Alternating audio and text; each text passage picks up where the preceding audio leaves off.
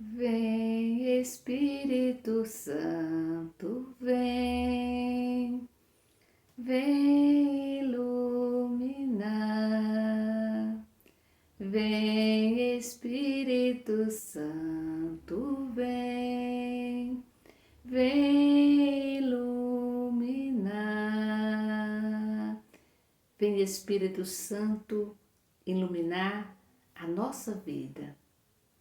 Vem Espírito Santo iluminar o nosso lar.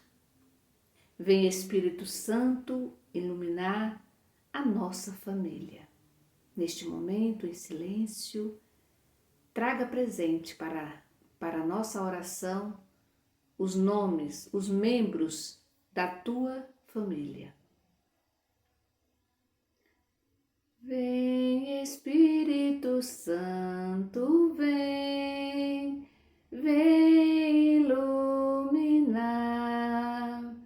Vem Espírito Santo, vem, vem iluminar. Vamos trazer presente para a nossa oração, para que seja iluminado pela presença do Espírito Santo. Vamos trazer o nosso trabalho, as pessoas que trabalham conosco. Vamos trazer presente os nossos amigos, os nossos vizinhos. Vem Espírito Santo, vem, vem iluminar. Vem Espírito Santo, vem, vem iluminar.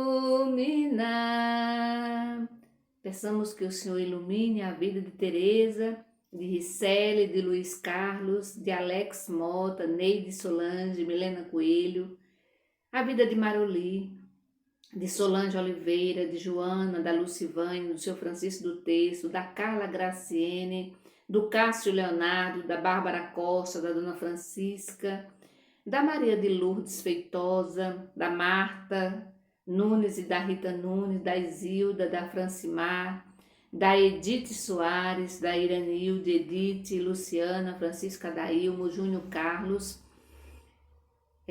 da Liene Santana Rocha, da Cirlândia, da família Nogueira, do Jorge e da Cristine, de toda a família, do Miguel Barros, da Ana Gabriela, da Maria Rita, do Pedro Miguel, do Arthur, da Maria Josefina Castro e da Pamela Eduarda. Rezemos também, vamos trazer presente todos os nossos idosos e idosas, o nosso país, o mundo inteiro. Vem Espírito Santo, vem, vem iluminar. Vem Espírito Santo, vem, vem iluminar. Em nome do Pai, do Filho e do Espírito Santo. Amém. Vamos agora refletir o Evangelho da liturgia deste dia, que está em Lucas capítulo 4, do versículo 24 ao 30. Ouvi, irmão e irmã, a palavra do Santo Evangelho escrito por Lucas. Glória a vós, Senhor. Vamos acompanhar o Evangelho com tranquilidade, pedindo que o Espírito Santo nos ajude sempre a entender a palavra. E Jesus acrescentou: eu garanto a vocês, nenhum profeta é bem recebido em sua pátria. De fato, eu lhes digo que havia muitas viúvas em Israel no tempo do profeta Elias, quando não vinha chuva do céu durante 3 anos e 6 meses, e houve grande fome em toda a região. No entanto, a nenhuma delas foi enviada Elias, e sim a uma viúva estrangeira, que vivia em Sarepta, na Sidônia. Havia também muitos leprosos em Israel no tempo do profeta Eliseu. Apesar disso, nenhum deles foi curado, a não ser o estrangeiro Naamã, que era sírio. Quando ouviram essas palavras de Jesus, todos nas sinagogas ficaram furiosos. Levantaram-se e expulsaram Jesus da cidade e o levaram até o alto do monte, sobre o qual a cidade estava construída, com a intenção de lançá-lo no precipício. Mas Jesus, passando no meio deles, continuou o seu caminho. Jesus, passando no meio deles, continuou o seu caminho.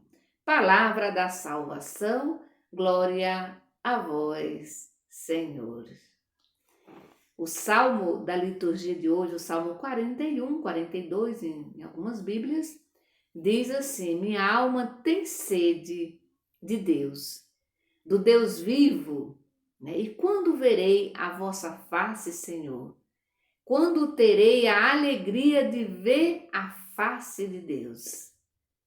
E aí continua dizendo: enviai a vossa luz, vossa verdade, e elas serão o meu guia, que me levam ao vosso Monte Santo, até a vossa morada.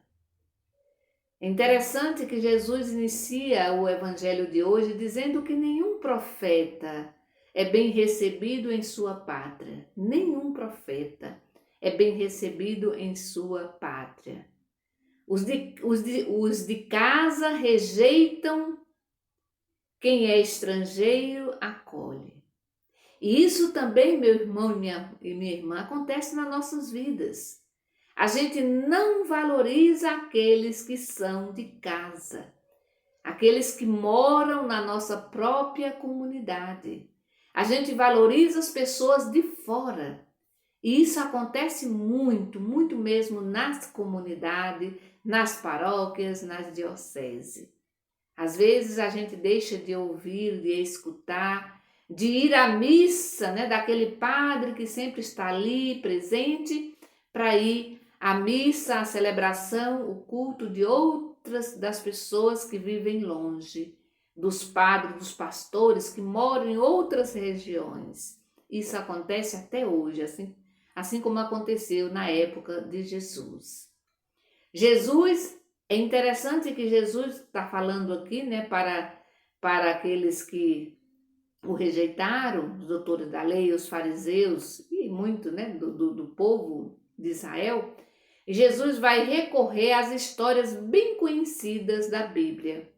Ele usa a história do próprio povo de Israel para fazer com que aquele povo entenda o que aconteceu na vida de quem se colocou à disposição de Deus.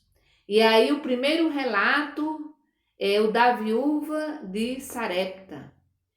É uma viúva, portanto, alguém discriminado pela sociedade da época, uma mulher, não tinha valor algum.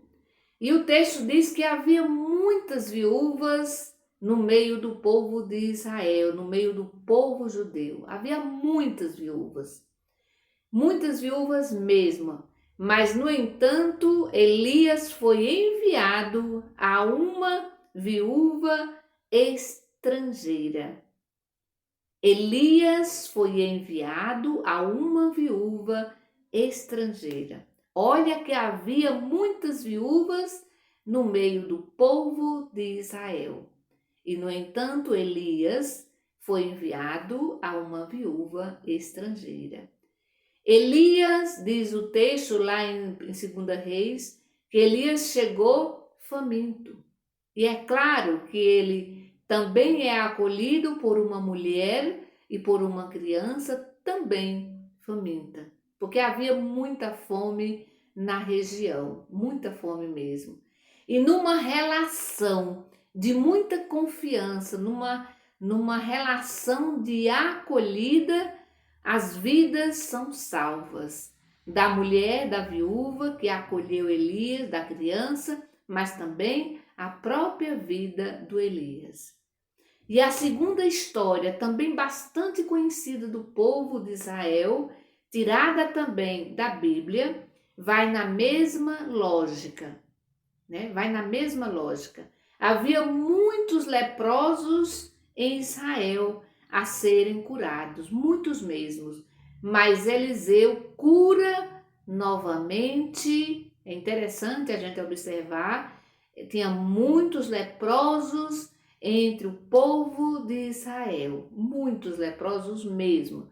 Mas, no entanto, Eliseu foi curar um pagão, um estrangeiro. E aqui tem nome, a viúva infelizmente não tem nome, mas aqui tem o sírio Naamã. Então tinha muitos leprosos, mas no entanto o Eliseu foi enviado para curar um estrangeiro.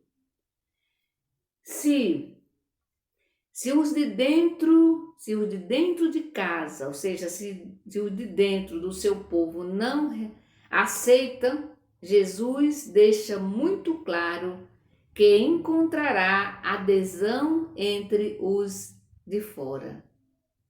Se os de dentro não acolhem Jesus, os de fora vão acolher. E os de fora, quem são? Na época de Jesus, os estrangeiros, os pagãos.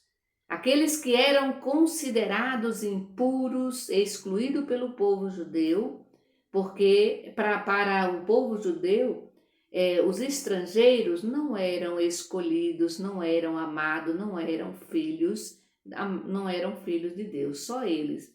Portanto, só os judeus tinham direito à salvação. Mas, no entanto, são esses estrangeiros pagãos que aceitam a proposta de Jesus. Por isso, Jesus vai fazer muito milagre fora e muito pouco entre o seu povo. O que fazer com as pessoas que não aceitam, que rejeitam, que têm o coração duro?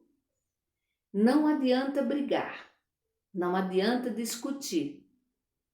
O melhor é fazer como Jesus. O texto termina dizendo que eles queriam pegar Jesus, queriam lançar Jesus no precipício. Queriam pegar Jesus mesmo. A intenção dele era lançá-lo no precipício. Mas Jesus, passando no meio deles, continuou o caminho. Passar no meio deles e seguir o caminho. Portanto, não adianta, meu irmão, se a pessoa tem a cabeça dura, o coração duro, endurecido e que não aceita de jeito nenhum a proposta do Evangelho, a boa nova de Deus, não adianta discutir. É preciso ir adiante. Também não é desistir. Às vezes, porque alguém rejeita, eu logo desisto. Isso também não é legal. Jesus não desistiu. Ele simplesmente passou no meio deles e seguiu o seu caminho. Ou seja, ele seguiu o seu caminho fazendo o bem, acolhendo aqueles que precisavam, que necessitavam da sua ajuda. Por isso, meu irmão e minha irmã, a solução não é desistir, mas é seguir em frente, é persistir, é ir em frente. E deixar que essas pessoas que têm um coração duro, quem sabe uma hora, né, elas resolvem também aderir ao projeto de Deus. Que esse dia de hoje, meu irmão e minha irmã, seja um dia de muita felicidade, de muitas bênçãos. Portanto, pensem positivo. Se você nesse momento está passando por dificuldade, se nesse momento você está triste, saiba que tem um Deus que gosta muito de você, que te ama muito e quer te ver sorrindo e quer te ver feliz. Que o Senhor nos abençoe. Em nome do Pai, do Filho e do Espírito Santo. Amém. Bendigamos ao Senhor e demos graças a Deus.